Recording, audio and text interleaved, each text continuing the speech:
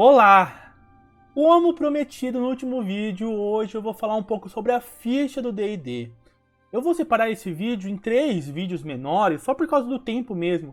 Mas eu vou tentar postar eles meio que em sequência, em dias seguidos ou em horários seguidos, para que você que quer conhecer a ficha inteira consiga, né? Eu vou separar esses vídeos por causa do YouTube mesmo, né? Que ele prefere vídeos pequenos. Mas eu também vou separar pensando em algumas coisas. O primeiro vídeo vai ser sobre personalidade e tendência, né? Acho que é um primeiro vídeo importante. O segundo vídeo vai ser sobre atributos e perícias. E o terceiro vídeo vai ser sobre pontos de vida, iniciativa e equipamento. Certo? Então vamos lá para o primeiro vídeo. A primeira parte ela tem muito a ver mais com esse cabeçalho aqui que vocês estão vendo, tá? Então, aqui é um PDF preenchível, essa é a ficha do jogador, né? Ela tem 3 páginas. Tem essa página, aí tem essa página, e por último essa página, beleza? Eu, particularmente, vou falar mais do começo da primeira aqui e da segunda no vídeo de hoje. Então vamos lá, ó. Algumas coisas são meio autoexplicativas, né? Por exemplo, o nome do personagem. Aqui você vai digitar o nome do seu personagem. Por exemplo, Kamala. Sei lá, uma guerreira chamada Kamala. Ou Ayrton, né? Fazer um anão chamado Ayrton. Sei lá, tá aí. Você coloca o nome do seu personagem aí. Vou deixar o Ayrton aí. Hoje eu não vou preencher, não vou de fato fazer uma ficha, tá? Isso é pro futuro, depois que vocês já conhecerem as raças, as classes, antecedentes e tudo mais. Então eu vou até preencher, mas eu não tô de fato fazendo a ficha, tá? É só mais pra vocês entendendo. Esse vídeo é mais pra você conseguir compreender de fato como funciona o jogo, tá? Acho que vai ser bem legal pra vocês. Beleza. Logo na direita, vou dar até um zoom aqui, ó. Mais. Vou vir um pouquinho pra cá. Beleza. Aqui a gente tem a parte que se chama classe e nível. O D&D quinta edição tem uma série de classes. O Johnny do futuro aí que tá editando esse vídeo vai agora fazer um corte aí e mostrar pra vocês a classe e uma rápida descrição de cada um. Beleza. Separei aqui então a lista das classes. Eu coloquei uma breve descrição de cada uma. A gente vai falar melhor sobre elas durante o vídeo de cada classe, né?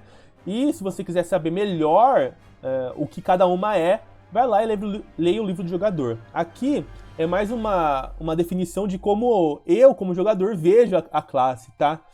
Então vamos lá. Olha só.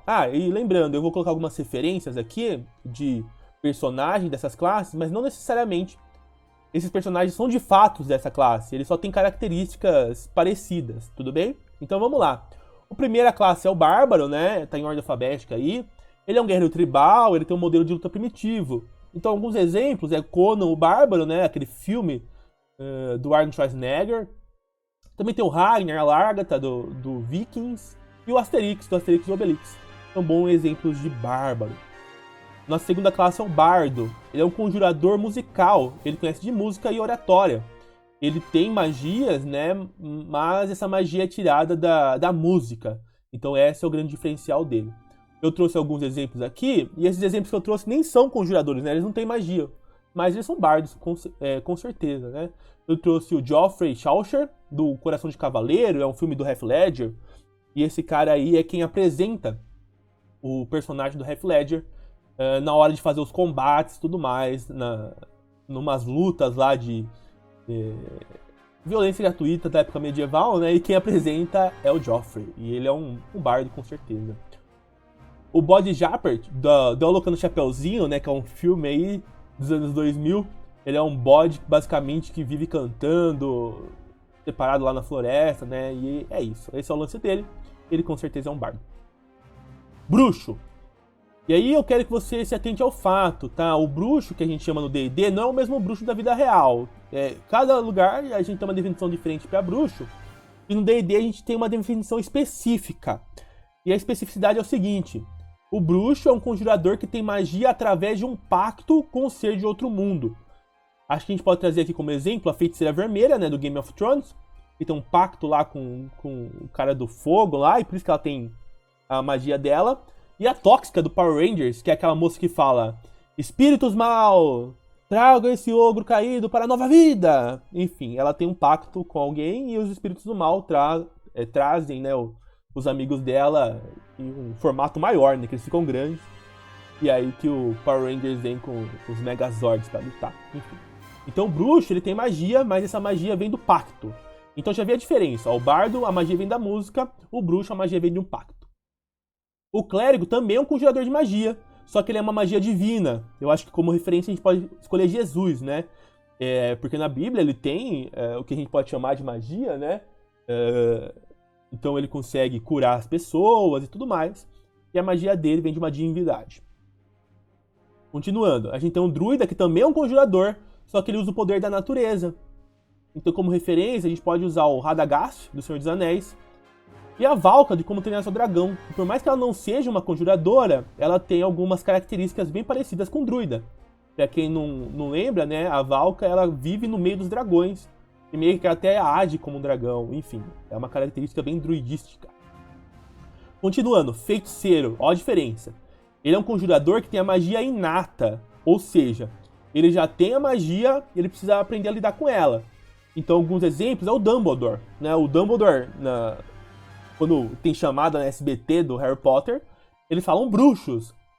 Se você jogar mago no Google, vai aparecer o Dumbledore, tá? Mas, acredito eu que para o D&D, o Dumbledore seja um feiticeiro, porque ele tem uma magia inata, ele sabe como lidar com ela, mas a magia é inata a ele. Um outro exemplo é a Cuca, né? A Cuca tem uma magia inata. E no mundo real a gente fala que é bruxa, mas ela não tem pacto com ninguém, então pro D&D ela seria uma feiticeira. Mais um. A tradução veio como guardião, mas a gente conhece como Ranger. Ele é um protetor da natureza. Acho algumas referências boas são o Tarzan, a Marina Silva, né? E a Planetina, do Rick e Morty, que é aquela que é conjurada com 3 anéis mágicos e ela protege contra desastres ambientais. Enfim, é difícil ter um Ranger mais ao pé da letra como referência, mas aqui eu acho que eu trouxe algumas características que fazem sentido, tá? Então você tem que proteger a natureza, e o Ranger é mais especializado em caça, na verdade, né? A Marina Silva tá aí como mais uma piada, né? Mas enfim, ela protege a natureza, acho que esse é o rolê. Mais um, guerreiro. Um guerreiro é um combatente completo e ele tem especialidade em alguma coisa. Então, por exemplo, o Legolas, o Aragorn, a Viúva Negra, por exemplo. Eles conhecem várias artes e são especialistas em uma. O Ladino é um perito nas artes. O que é isso? Então ele é um cara que o lance dele é fazer o que ninguém faz. Então ele aprende a fazer coisas que ninguém faz. Por exemplo, o Gato de Botas.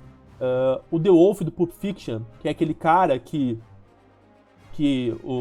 os personagens do Samuel Jackson e do John Travolta fazem um estrago lá no carro deles lá. E aí eles precisam limpar e eles chamam esse The Wolf pra não deixar rastros. Então ele é um perito e não deixa rastros. Então ele é um ladino por consequência. Mago. Então, de novo, a diferença entre o bruxo, o feiticeiro e o mago, que é o mais difícil, né? O mago é um conjurador estudioso. Então o mago ele tem um grimório, que é um livro onde estão as magias dele. Então ele estuda para aprender a fazer magia. Enquanto o feiticeiro já tem uma magia inata e o bruxo tem a magia de acordo com o seu pacto. Então, uma referência é o Merlin, né? Que por mais que, se a gente procurar na história, o Merlin vai ser chamado de druida, mas quando a gente vê na cultura pop, a gente vê ele com grimórios e tudo mais. Então ele é um mago, ao pé da letra do D&D ele é um mago. E qualquer bruxa de princesa da Disney. Ela tem grimório, ela aprende a fazer feitiço, então ela é um mago. Elas são magas. Continuando, o monge, né, que é um porradeiro do bem, mas porradeira, é lógico que o monge é muito mais além disso, mas no fim das contas é isso que ele faz. Acho que como boas referências a gente tem o Jack Chan, né, ele é um monge com certeza, e o mestre Miyagi, né, então é lógico, aqui no mundo real a gente chama monge outra coisa, né, mas no D&D, ele, como a gente tem a ver com batalha, vai ter que ter batalha, o monge ele tem mais esse lado da porrada, desarmado, ou com bastão, por exemplo. E por fim, o paladino, que é um justiceiro protetor do mundo contra as trevas. E é um lance muito mais violento do que um clérigo seria, por exemplo. Eu acho que um bom exemplo é o bispo Erdmund, eu não sei como fala, mas lá do Viking, sabe? Depois, eu não sei se é quarta ou quinta temporada que ele aparece, mas ele é lá da Inglaterra, e ele é um bispo, e ele é um ótimo guerreiro de espada, por exemplo. eu acho que ele é um bom exemplo de paladino. Beleza, aqui você digita classe. Então, por exemplo, vamos supor que você escolheu paladino. E logo na frente você coloca o número referente ao nível. Por exemplo, paladino nível 1. O legal é que no D&D Quinta Edição, você pode ser multiclasse. Eu particularmente gosto muito de jogar com multiclasse. Então você coloca paladino nível 1, ladino nível 1. Significa que você é um personagem nível 2, só que você tem um nível de paladino e um nível de ladino. Isso é importante, porque a classe mostra como você vai evoluir. A cada nível que você evolui, você ganha uma coisa da classe. Então se você evoluir o nível 2 de paladino é uma coisa, e se você evoluir o nível 1 de ladino é outra coisa. Então, aí vai de vocês, certo? O próximo é o antecedente. Antecedente tem muito, então não vou nem pedir pro editor aí colocar descrição de nenhum. Eu vou falar por a lista. O Johnny do Futuro vai fazer um corte e colocar a lista aí, o nome dos antecedentes. Então, o antecedente vai te ajudar basicamente a você saber o que aconteceu com você antes de começar a aventura. Então, se você, por exemplo, foi deixado por seus pais na rua, você pode ser um órfão. Então, tem um antecedente órfão, e lá você ganha alguns equipamentos e algumas habilidades por ser órfão, por exemplo. Ou você pode ser um marinheiro. Antes de começar a se aventurar na nova party, né? Você era um marinheiro, então você pode escolher o antecedente marinheiro. Então, você vai ler os antecedentes, escolher qual que você quer, e aí você ganha alguns equipamentos iniciais, algumas habilidades. O antecedente também te ajuda a escolher isso aqui de baixo. Vou até dar um Ctrl- aqui. Isso aqui de baixo. Que são os traços de personalidade, os ideais, as ligações e os defeitos. Então você vai ter que escolher essas coisas para você conseguir atuar o seu personagem. Então, por exemplo, um traço de personalidade... minto até quando não tem necessidade. Então esse é um traço de personalidade seu. Você é um mentiroso em potencial. O ideal. As correntes são feitas para serem quebradas. Assim como quem as forjou.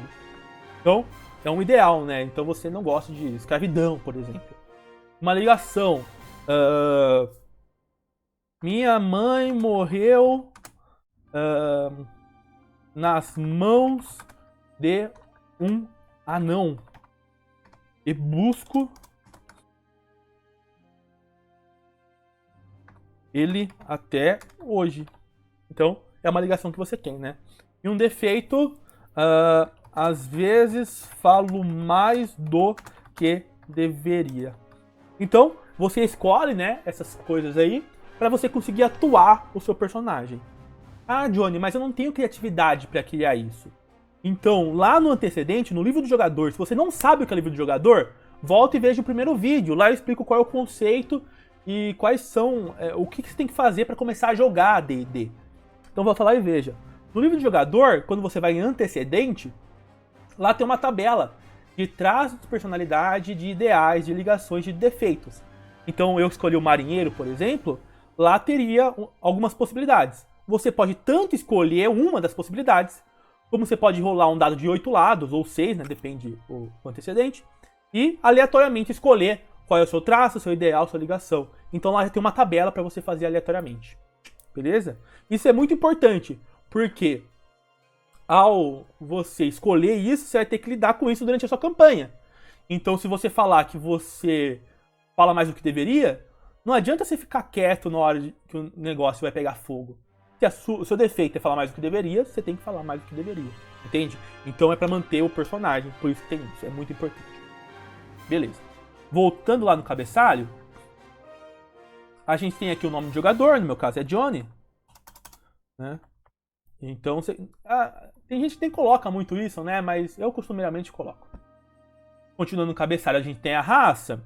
O Johnny Editor vai colocar aí uma lista com as raças para vocês verem as possibilidades. Olha lá, essas são as raças. Você pode ser um anão, né, que é um humanoide de baixa estatura, corpulento, né, forte. Um elfo, que é um humanoide um pouco maior do que um humano convencional, com orelhas pontudas. Um humano convencional, um pequenino, que a gente também chama de halfling, que é como se fosse um humanoide pequeno, só que não tão corpulento, né?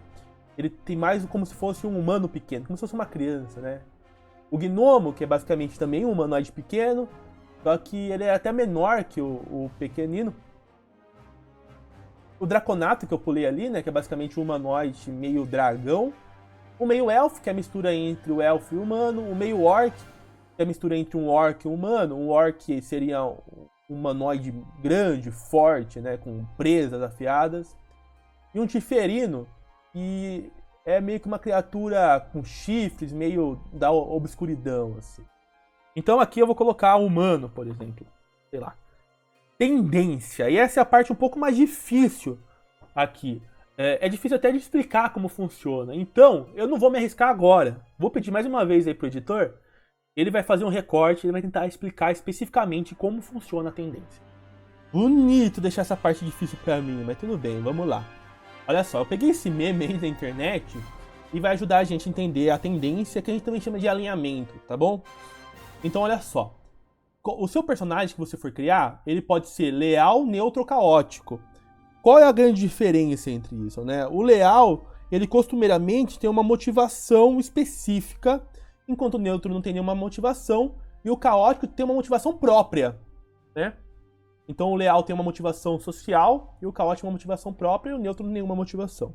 Então, por exemplo, o leal bom é de quem sempre tenta fazer a coisa correta. Então, por exemplo, o professor Girafales, ele tem toda uma classe, né? Ele é professor e tudo mais. Por mais que ele fume na classe, mas ele é alguém que tem uma lealdade à sociedade, uma motivação social, né?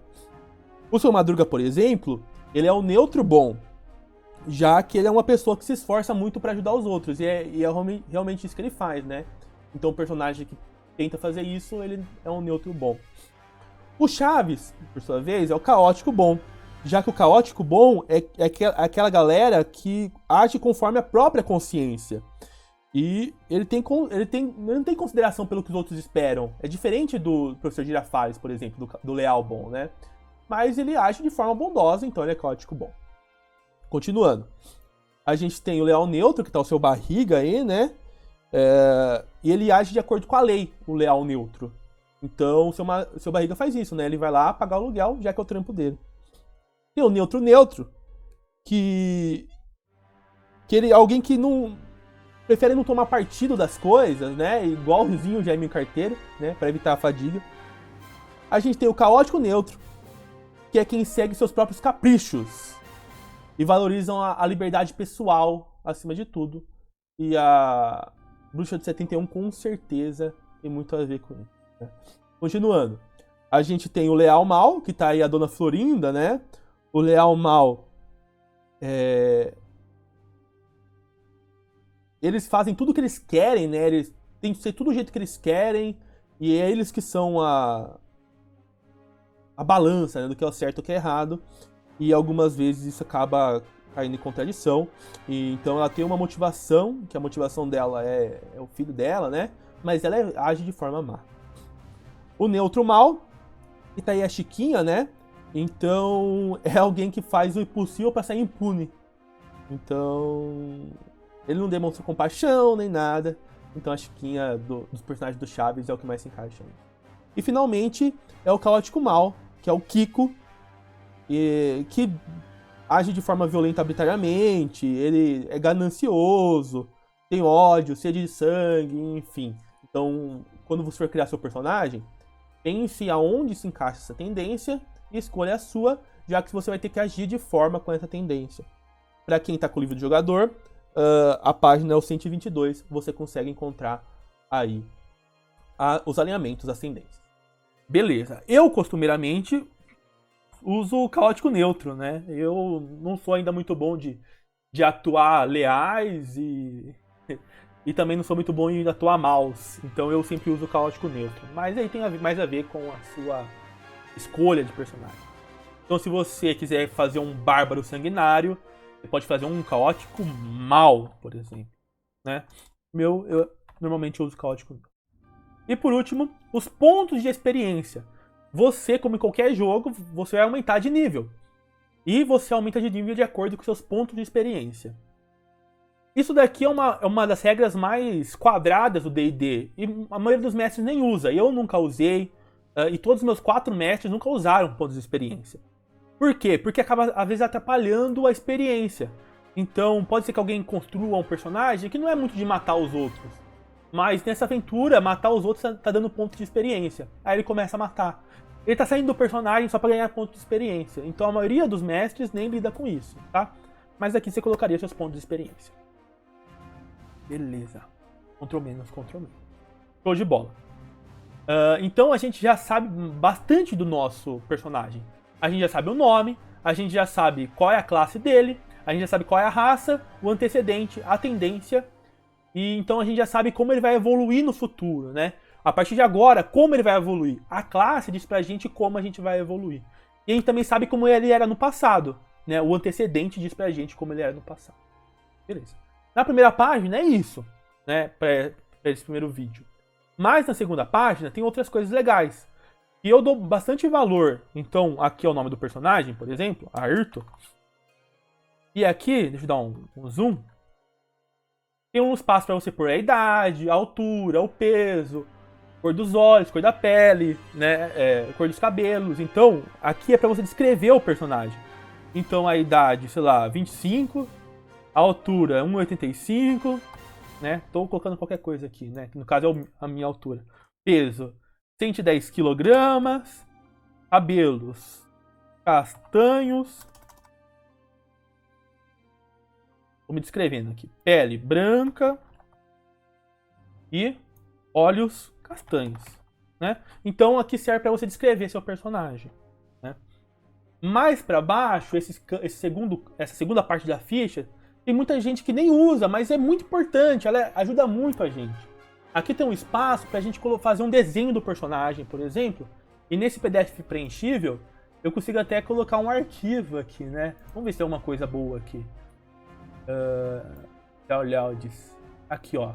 Uma personagem que eu vou jogar. A Crush. Então, tá lá. Eu faria um desenho aqui. Nesse preenchível dá pra pôr até a fotinha do personagem. Certo? Pra baixo, nós temos a história do personagem. Então aqui você escreve o seu background. Então eu escolhi o marinheiro lá. Você escreve. Era recruta de um navio e afundou. Meu capitão chamava Gerson. Enfim, você escreve aí a sua história, né? Pra você saber como é seu personagem e não esquecer dela. Né? E, basicamente, essa é a parte que a gente vai usar hoje, tá? Essas outras partes, no próximo vídeo a gente fala um pouco melhor. Tudo bem? Então, nesse primeiro vídeo eu mostrei que partes da ficha a gente usa para basicamente descrever a personalidade e como é nosso personagem fisicamente, né? No vídeo agora no próximo já eu vou falar sobre os atributos e sobre as perícias. Vejo vocês lá, até daqui a pouco.